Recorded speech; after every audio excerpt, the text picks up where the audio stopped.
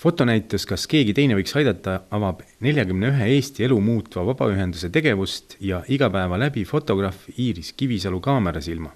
Inimesed nendes vabaühendustes ei mõtle, miks keegi teine seda ei tee. Kas mul on selleks aega?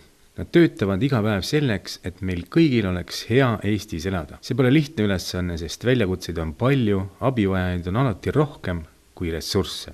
Mõtlesime, et kuidas seda annetusteemat inimestele veel lähemale tuua, et kui muidu on annetuskeskkond veebis armastanaidata.ee, siis kuidas ta tuua nagu inimestele nii-öelda igapäevaelus kuidagi füüsilisemalt näha katsuda ja selline fotonäituse vorm siis sai loodud selleks suveks. Arhitekti mõte oligi siis see, et anda edasi seda sõnumit, et igapäevaselt me võib-olla ei märka neid organisatsioone, et nad teevad palju Eesti elu heaks, lahendavaid erinevaid sotsiaalseid probleeme, aga et see siis nii-öelda see kinnine külg annabki edasi seda sellist nagu mittenägemist ja suletust. Ja siis, kui sa liigud edasi, siis järsku need avanevad sulle need pildid ja sa saad nendega tutvuda ja saad nagu igas ühesse natuke rohkem süveneda.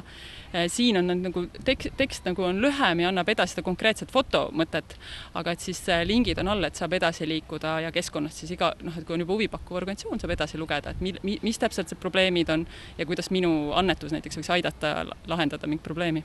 Vabaühendusi ühendab Ma armastan aidata annetuskeskkond, mis loodi 2008. aastal Swedbanki ja Heateo sihtasutuse poolt. Annetuskeskkonnast leiad võimalused, kuidas neid vabaühendusi otse oma aja või rahaga toetada. Nii just jõuamegi mõnusama paigani, kus elada koos paremini hoitud laste, loomade, perede ning puhtama looduse keskel. Fotonäitus Jõhvi keskväljakul on paigaldatud 27. juulil ja jääb avatuks kuni 11. augustini.